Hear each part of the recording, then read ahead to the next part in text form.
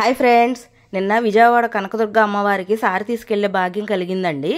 మా తిరుపతి సేవా బ్యాచ్ వాళ్ళందరం లాస్ట్ జనవరిలో సేవ చేసుకున్నాము 10 రోజుల పాటు. ఆ తర్వాత అనుకోకుండా నిన్నే సారి సమర్పించుకుందాం మన బ్యాచ్ అంతా కలిసి అని చెప్పి మా లీడర్ గారు అందరిని అడిగారు.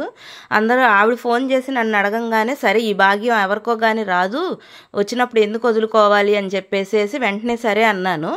ఐటమ్స్ అన్నీ కూడా ఒక్కొక్కళ్ళు ఒక్కొక్క ఐటమ్ తెస్తే సాటిస్ఫాక్షన్ ఉండదు. మేము అది తెచ్చాం, అయ్యో అమ్మవారికి పసుపు తేలేపోయాం, కుంకుమ తేలేపోయాం అన్న సాటిస్ఫాక్షన్ మిస్ అవుతావేమోనని చెప్పి ఆవిడ ఏం ఆలోచించారంటే అన్ని ఐటమ్స్ ఆవిడే తీసుకొచ్చి దాన్ని షేర్ చేశారు.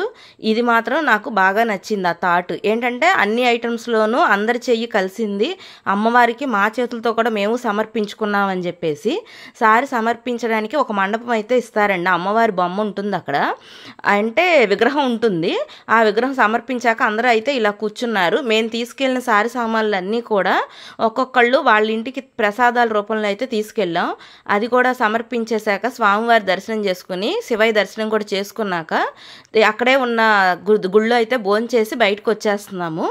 ఇక్కడి నుంచి మేము సింపుల్గా తీసుకెళ్ళాం, కానీ ఇట్లా మేళతాళాలతో కూడా చాలామంది తీసుకొస్తారండి ఎక్కడెక్కడి నుంచో కూడా. కానీ ఇది ఒక అదృష్టం అనమాట ఆషాఢ మాసంలో. Bye friends.